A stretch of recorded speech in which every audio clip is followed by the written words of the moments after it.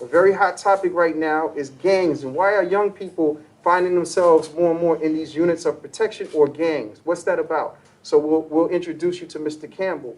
We also want to talk to you, Mr. President, about some of the trainings that CCD, Community Capacity Development, that's the organization I founded, that we provide. We provide human justice training, we provide diplomacy training, we provide what's called sustainable growth planning. So with your permission, sir, we're going to proceed and get into it.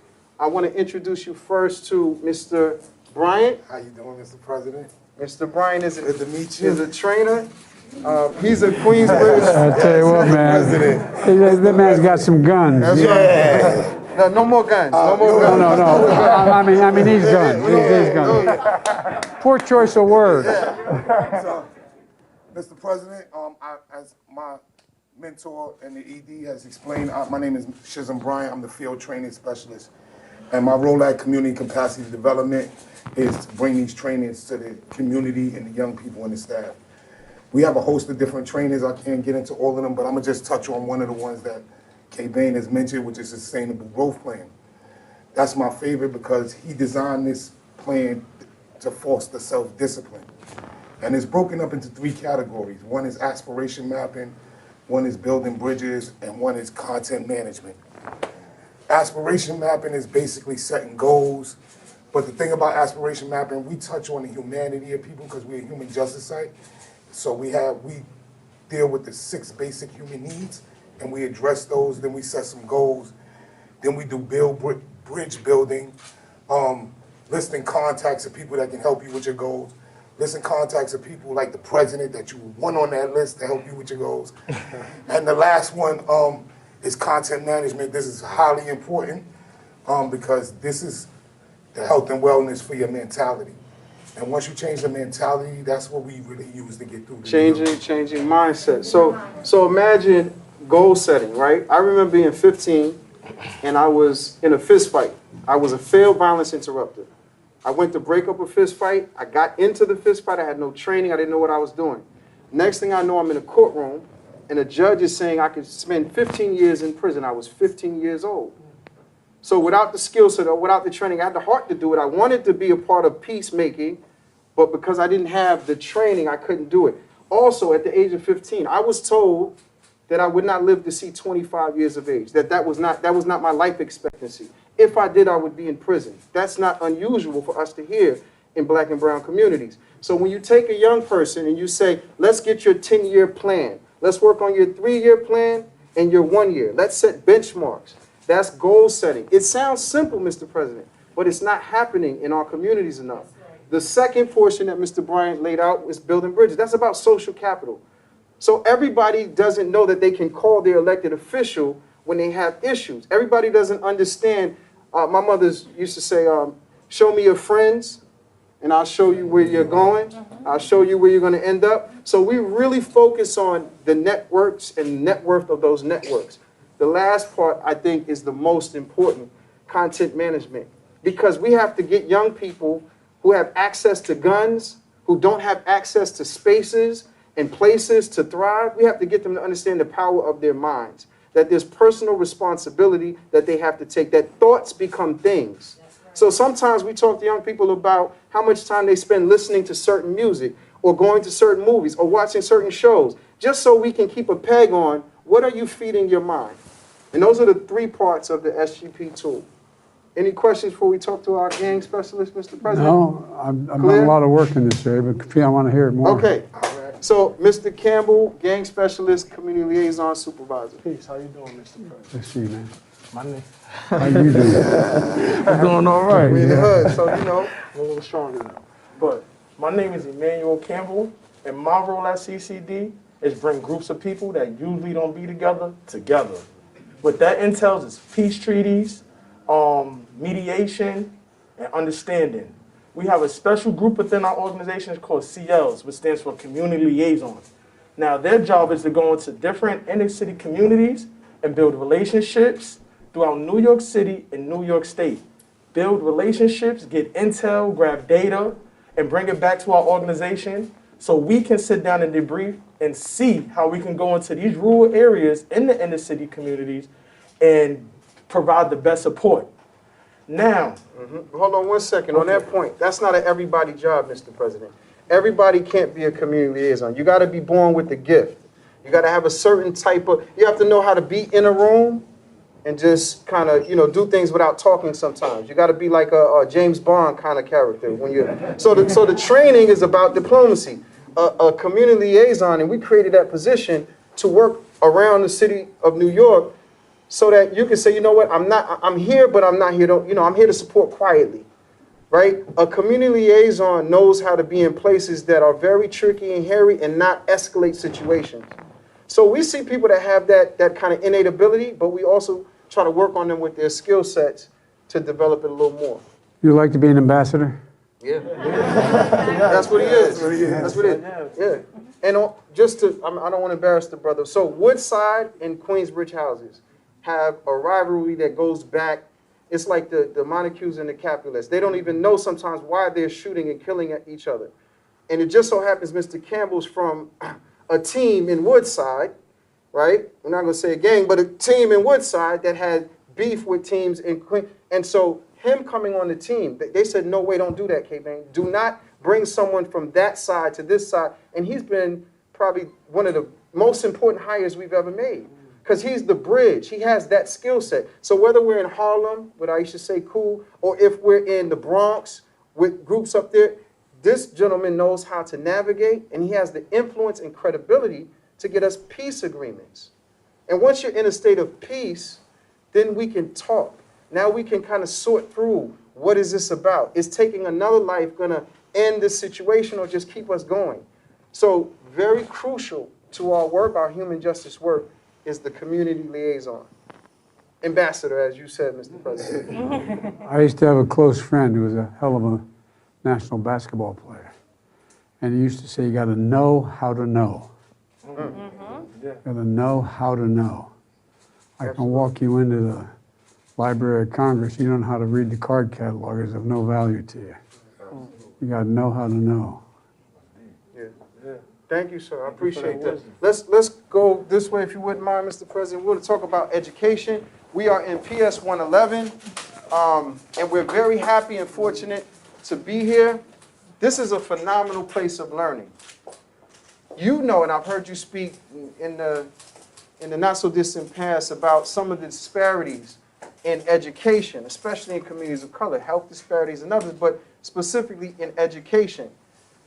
Well, when you get leadership in a school that immediately buys into this human justice approach to dealing with conflict, I'm going to let Principal Jagan describe our relationship over the past few years and what we've been able to accomplish. Just want to say again, our mayor is here. And part of the success we know that's going to happen moving forward in New York City is because before this gentleman was elected, he said, Kate Bain, I get it, and he got it. He's one of the people that comes out with us on deployments, sees it firsthand, kind of like you're doing here today, right? But it's important when leadership right away, not 6, 7, 8 years later, but right away gets it, and Principal Jagan can describe what the outcomes look like when that happens. Can I ask one question? Sure. What are the grades here? I'm sorry? What are the ages in this school? Oh, this is a community school, pre-K to 8. Pre-K to 8. Yes, so welcome. And Mr. President, as you know, education is the foundation for success. It builds confidence, it creates character, and it sets the foundation for learning. And we have the greatest teachers here that are imparting that knowledge on our children. We have approximately 300 scholars here, and I know them all. With the collaboration with K. Bain and CCD, we have worked to bring the resources from the community inside of our school. And we have to recognize, as leaders, our role is to make more leaders. And that only happens when we step into the community. I can tell you the impact of when I walk into Queensbridge, and similar to what you said, with my cell phone, and the children see me in their neighborhoods, and they're like, oh, that's Ms. Jagan. When I come back to school, that builds trust and confidence. And education breaks down those barriers, but that can only happen when we're careful and we bring those resources right into school. In our school, I'm very happy to say that community capacity development, they're here every day doing conflict mediation, supporting our dismissal. We understand that's a critical part of the instructional day. We have the best teachers teaching. I can hear my superintendent, Dr. Philip Compasto, saying, build community. As a leader, I recognized very early in my principalship that community partnerships is the way to go. We have our scholars here, grades 1 to 4, they all have bank accounts. They need to understand that education provides them choice. What better place to begin that? Having money for college right here with NYC Kids Rides. And I'm proud to say that that started right here in Community School Education District 30 under the leadership of our superintendent, the support of our partners. And as a principal, we've learned how to manage our partnerships and bring them in. Our scholars receive free dental in the school. Our scholars also have a pantry. The parents can shop for food in the school. When they need glasses, vision, they're getting headaches, we provide it to them free of charge in the school. So what we've done as a community, as a team, we've taken away the barriers because we can have the best teachers, the best principal. But learning will not happen. Learning cannot happen when we're faced with those barriers. When I'm hungry, my teeth hurts, I have a headache. When I can have people working with me and understanding that goal and that challenge and how real it is, and we can eliminate that, learning can happen. And I see my children building confidence. They can speak, they can articulate, they can use their words. I want to thank you for that with the mediation, getting the power of language.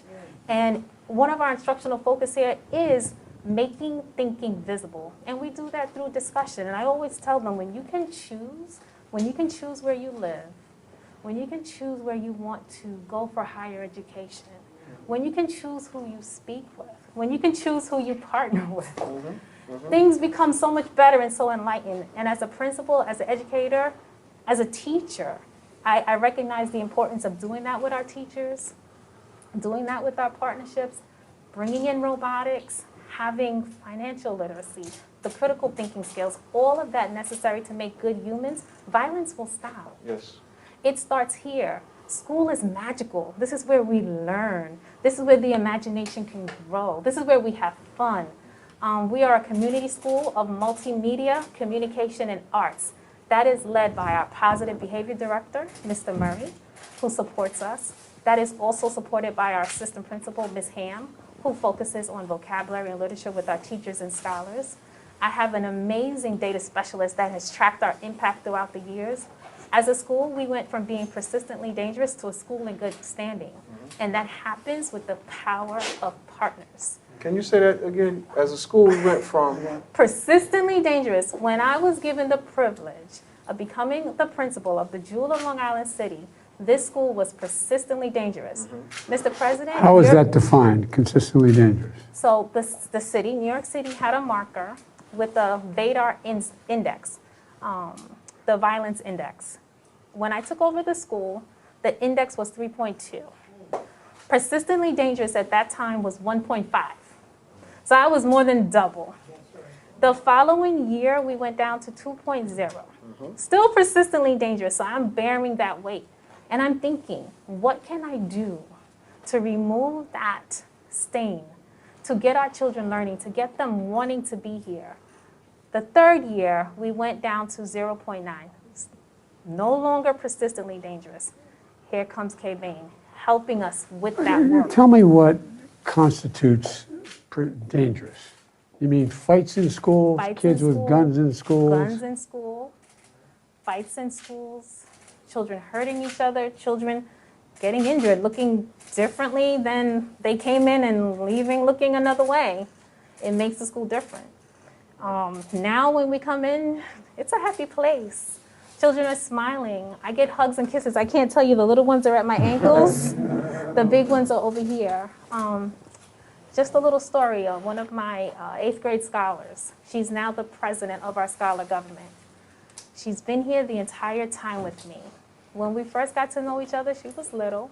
I think she was in 2nd grade. She wouldn't speak, very shy. Through the years of us being together, working with the partners, seeing the familiar faces in the school, her confidence has built. Now she's making choices. She campaigned in the school. She put up her signs. She gave out treats. She ran a very solid campaign and was elected. And she takes her position very seriously. And she advocates for the scholars in our school. She tells me what's needed. But that happened because of our work. She has choice What now. kind of participation do you have from parents? We created those structures. So we made it so that we communicate with their parents in their language.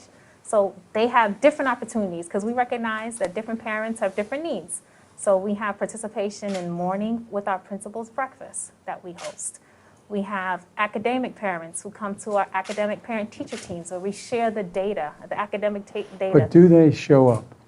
They come. So here's the thing, Mr. President.